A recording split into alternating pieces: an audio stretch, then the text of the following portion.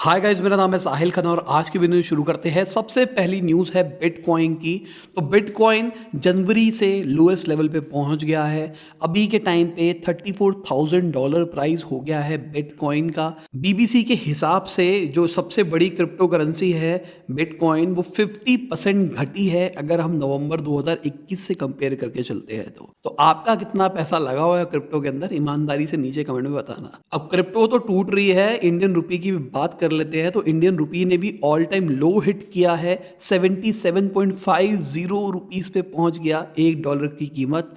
अब अगेन इससे एक्सपोर्टर्स को फायदा होने वाला है, इंपोर्टर्स को नुकसान होने वाला है। और बहुत सारे प्रोडक्ट्स हमारे इंपोर्ट डिपेंडेंट हैं, हमको इंपोर्ट करना पड़ता है, तो कोई ऑप्शन नहीं है, महंगाई बढ़ सकती है और ज़्यादा। अब इसके ऊपर जो कांग्रेस लीडर है राजदीप सुरजेवाला जी, उन्होंने बोला कि इंडियन रुपी आईसीयू के अंदर है, मोदी जी के राज के अंदर। बेसिकली यहाँ पे वो बात कर रहे हैं कि ये जो बढ़ता हुआ इन्फ्लेशन है, हमारे जो फॉरेन करेंसी के रिजर्व्स घट रहे हैं, इसकी वजह से हमारा रुपी फॉल आ रहा है। पर ये फॉरेन करेंसी वाला मुझे सीन समझ में नहीं आया, क्योंकि पिछले कुछ टाइम से हम न्यूज़ में सुन रहे थे कि हमने ऑल टाइम हाई हिट किया है, फॉरेन करेंसी रिजर्व के अंदर ऑल टाइम हाई किया है, पर फिर भी हमारी रुपी की वैल्यू तो इसी के आसपास ही मेंटेन थी।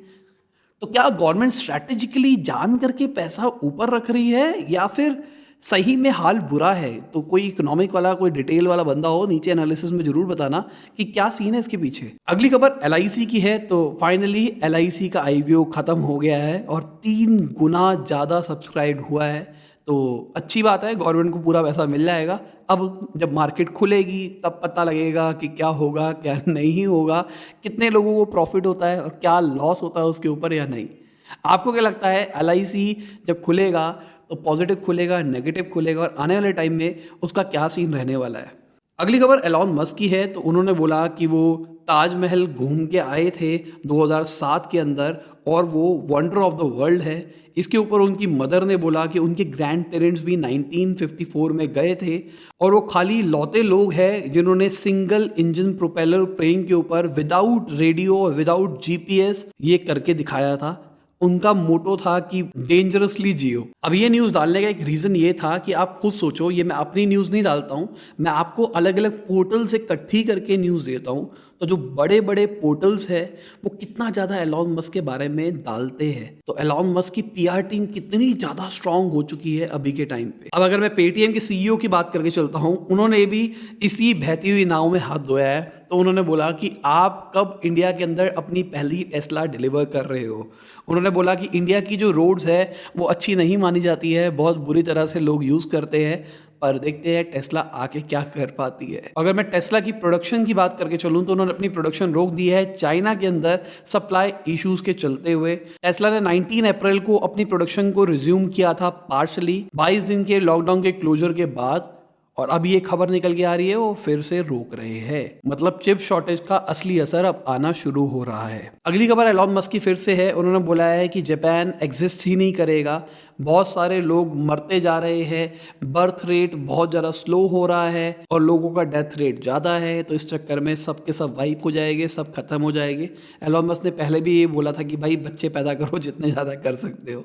कई लोग कहते हैं, जैसे मैं बिल गेट्स की बात करके चलूँ, वो कहते हैं कि बहुत बड़ी प्रॉब्लम है पॉपुलेशन, और यहाँ पे कहते हैं कि भाई ज़्यादा से ज़्यादा बच्चे करो, यही सॉल्यूशन है। अगली खबर उबर की है। तो उन्होंने बोला कि वो हायरिंग को एक प्रिविलेज की तरह लेके चलेंगे अपनी कॉस्ट को कट करने के लिए। बेसिकली उन्होंने बोला अगर हम कोई भी एक हेड काउंट बढ़ाते हैं तो उसके ऊपर हम बहुत ज़्यादा सोच समझ के डिसीजन लेंगे, क्योंकि हमको अपनी यूनिट इकोनॉमिक्स पे काम करना है, मतलब प्रॉफिटेबल आने के ऊपर काम करना है कि हम प्रॉफिट बनाए, हर एक सेल के ऊपर कुछ बने, और हम बड़े तभी बन सकते हैं जब हम ऐसा कर पाएंगे। और अगर मैं इंडिया के अंदर ओला उबर की बात करके चलता हूँ तो गवर्नमेंट ने उनको बुलाया है मीटिंग के लिए कि भाई तुम्हारी बहुत ज़्यादा कंप्लेंट्स आ रही है, क्या चल रहा है ये कि राइड कैंसिल कर देते हो, अनफेयर ट्रेड प्रैक्टिसेस कर रहे हो, तुम अचानक प्राइस बढ़ा देते हो जब आपको लगता है, और ये बहुत ज़्यादा हो रहा है अगर देखा जाए तो। अगर उनको लगता है ना कि अब आपको ज़रूरत है, चाहे उस टाइम पे ट्रैफिक हो या ना हो, वो अपने आप ही आपको सर्च प्राइस दिखाने लग जाएगा। ये मैंने पर्सनली बहुत बार एक्सपीरियंस किया है।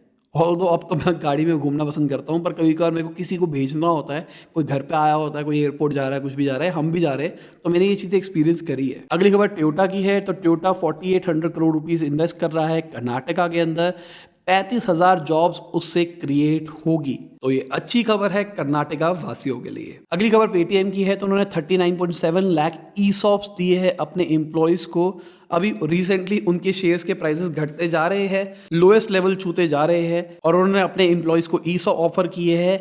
एक्सरसाइज प्राइस रखा गया है 9 रुपीज़ का। तो अब ये जिनको समझ में नहीं आ रहा, मैंने एक डिटेल्ड वीडियो बनाई है अभी रिसेंटली ईसॉप के ऊपर, जाके उसको चेक करो, बहुत कुछ बताया है उसके अंदर मैंने। और जिन्होंने देखी है ईमानदारी से नीचे कमेंट में बताना कैसी वीडियो लगी थी, क्योंकि मैं उस सीरीज के ऊपर बहुत ज्यादा मेहनत कर रहा हूँ। अगली खबर रिलायंस की है, तो रिलायंस के शेयर घटते जा रहे हैं, 3% घट गए Q4 के रिजल्ट आने के बाद में। अगर पिछले 6 दिन की बात करके चलते हैं तो 9.8% घट चुका है। और रिजल्ट क्या आए थे? रिजल्ट आए थे कि 22.5 ईयर ऑन ईयर राइज आया है नेट प्रॉफिट के अंदर, और 35% year on year consolidated revenue के अंदर राइज आया है, और मार्केट घट रही है। तो मतलब कुछ भी चल रहा है अगर देखा जाए तो। अगली खबर, एक्सिस एसेट मैनेजमेंट कंपनी के जो फाउंडर एंड सीईओ है राजीव आनंद जी, उन्होंने बोला ये जो आजकल रूमर्स फैल रहे हैं कि उनके 2 फंड मैनेजर्स को निकाल दिया गया क्योंकि उन्होंने गलत काम किया, ये गलत बात है। इस रूमर्स की वजह से हमारी रेपुटेशन और जो हमारे हाईली स्किल्ड प्रोफेशनल्स हैं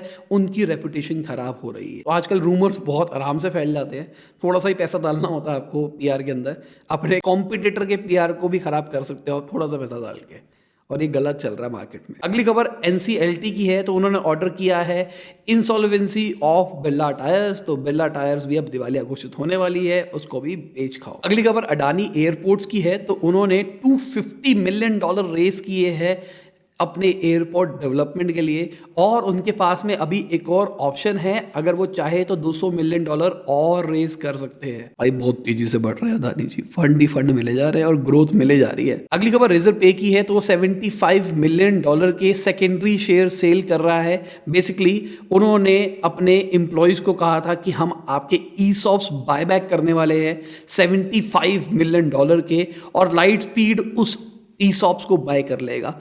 तो बहुत अच्छी चीज़ है यार, मतलब करोड़पति बनने का सही में एक बहुत ही अच्छा तरीका है ईसॉप। अगेन वीडियो प्रमोशन कर रहा हूँ, ईसॉप वाली देख लो, नहीं देखी है तो बहुत कुछ बताया मैंने उसके अंदर, कैसे करोड़पति बनते हैं नौकरी करके ये लोग, कैसे काम करती है सारी चीज़ें। अगर मैं इंडियन स्टार्टअप एम्प्लॉयज़ की बात करके चलता हूँ ना, तो उन्होंने $83 मिलियन से ज़्यादा कमाया है ईसॉप बायबैक के अंदर फर्स्ट क्वार्टर ऑफ 2022 के अंदर। अब जिनको नहीं पता थोड़ा सा बता देता हूँ, वीडियो देख लेना प्लीज़ जिन्होंने नहीं देखा। ईसॉप्स बेसिकली अपनी कंपनी के शेयर्स ऑफर करे जाते हैं एम्प्लॉयज़ को ताकि उनको रिटेन करा जा सके।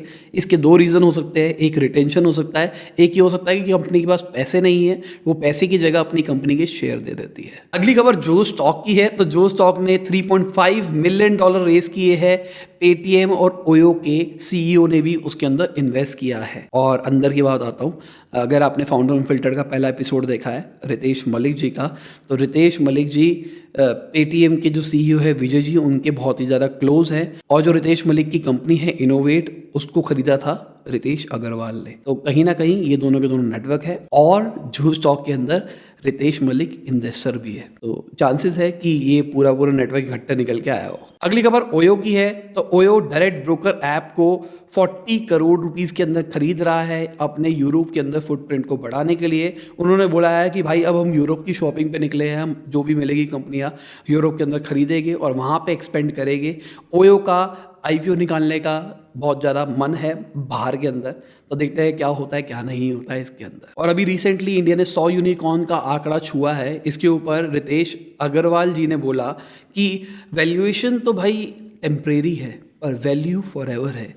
तो बेसिकली अगर आपको बिजनेस बनाना है तो बिजनेस बनाने के लिए वैल्यू के ऊपर फोकस करो, ना कि वैल्यूएशन के ऊपर। और अगर मैं Canadian billionaire businessman Prem ji की बात करके चलता हूं, तो उन्होंने बोला कि इंडियन स्टार्टअप इंडस्ट्री बहुत ही ज़्यादा तेज़ी से ग्रो करने वाली है इंडिया के अंदर। उन्होंने बोला है कि आज एक आम आदमी भी बहुत तेज़ी से ग्रो कर सकता है। आपको बहुत बड़े कॉलेज, बहुत अच्छी एजुकेशन की जरूरत नहीं है आज के टाइम पे इंडिया में बिजनेस बनाने के लिए। तो आपको भी कह रहा हूँ, इतना मत रुको, बिजनेस शुरू कर लो अगर करने के प्लान में हो तो। और जो हमारे प्रेसिडेंट है राम नाथ कोविंद जी, उन्होंने बोला कि जो एजुकेशन और हेल्थ कैटेगरी के अंदर स्टार्टअप्स है वो एक गेम चेंजर हो सकती है इंडिया के अंदर। और अगर हम देखते हैं यूनिकॉर्न के अंदर एजुकेशन वाली बहुत सारी स्टार्टअप्स है, और एजुकेशन मुझे भी लगता है कि एजुकेशन बहुत ज़्यादा तेज़ी से ग्रो कर सकता है क्योंकि सबको पढ़ने का शौक है, और जो ऑनलाइन चीज़ें आ रही है उसकी वजह से पेनिट्रेशन बहुत ज़्यादा बढ़ सकता है।